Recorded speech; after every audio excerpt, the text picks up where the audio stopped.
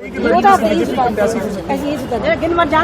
इस बात का संज्ञान नहीं है क्योंकि मैं इस क्षेत्र में हूँ और अगर पहले भी मिली है कई बार और अभी भी मिल रही है तो इसमें कोई रोक टोक तो है नहीं, कोई भी किसी से भी मिल सकता है।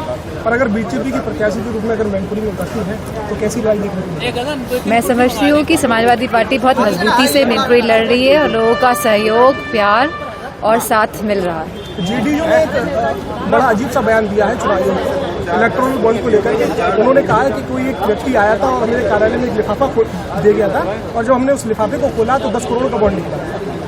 ये तो जेडीयू का मामला है और जैसे कि जो भी इलेक्ट्रल बॉन्ड को लेके सच्चाई सामने आनी चाहिए कि जो भाजपा सरकार है, जो भी पार्टी से जिन्होंने चंदा लिया है इलेक्ट्रल बॉन्ड का सिस्टम लेके कौन आया था, सबसे पहले सवाल तो इस बात का उठता है।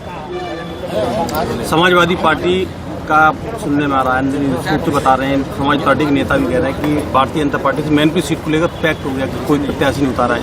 क्या कहेंगे? किसके साथ पैक्ट हो गया? बीजेपी का मैनपुरी की सीट पे प्रत्याशी न उतारना समाजवादी पार्टी के नेताओं ने बयान दिया। मैं क्या बोलूँ इसमें, तो मतलब क्या अंदर ऐसी बात है? ऐसी बात कैसे हो सकती है? मैनपुरी सदर विधायक कैबिनेट मंत्री जयवीर सिंह ने एक अपने इंटरव्यू में कहा भी है कि इस जीतेगी तो समाजवादी पार्टी। क्या अंदाज वो कभी कभी जो अंदर का जो अनुभव होता है वो जुबान पे आ जाता है, तो मैं समझती जो बात नहीं बोलना चाहते थे वो बोल गए। राहुल गांधी ने कहा है कि राजा की जान तोते में थी, उसी तरीके से राजा की जान ईवीएम में किस तरीके से देखती हैं? ईवीएम को लेकर के चिंता जाहिर की है। नहीं, ईवीएम में लोगों में बहुत असमंजस है। बहुत सारे लोग लगातार बीते चुनाव में बात बोलता है हमने वोट तो इस पार्टी को दिया लेकिन हमारा वोट निकला नहीं है। तो एक तरह की क्लैरिटी होनी चाहिए। भले ही ईवीएम सही हो तो भी लोग चाहते हैं, गांव के लोग चाहते हैं, शहरी लोग चाहते हैं कि बैलेट पेपर से ही चुनाव हो। जितने भी देश हैं पूरी दुनिया में सब जगह बैलेट पेपर से ही चुनाव हो रहे हैं। ईवीएम आई थी, उसके बाद वापस लोग बैलेट पेपर पे गए हैं क्योंकि लोगों के मन में कहीं ना कहीं एक शंका का भाव है कि ईवीएम में वोट डालने पे जिनको हम वोट डालते हैं उनको वोट नहीं मिलता है। मैनपुरी में कन्नौज जैसी पुनरावृत्ति तो नहीं होगी निर्विरोध निर्वाचन में हो? आप फिर वही सवाल कर रहे हैं। वो नेक्स्ट करो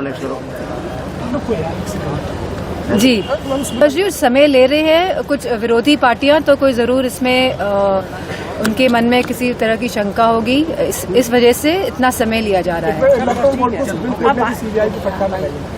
इलेक्ट्रो बोर्ड को लेकर सीबीआई ने सुप्रीम कोर्ट ने फटकार लगाई।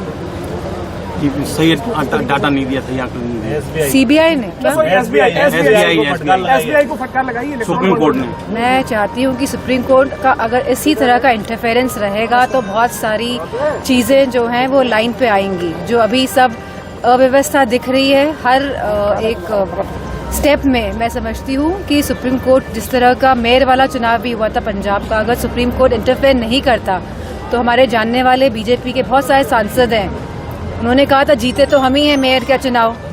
तो इस तरह से गलत तरीके से चुनाव जीतना सही बात नहीं है एक लोकतंत्र के लिए।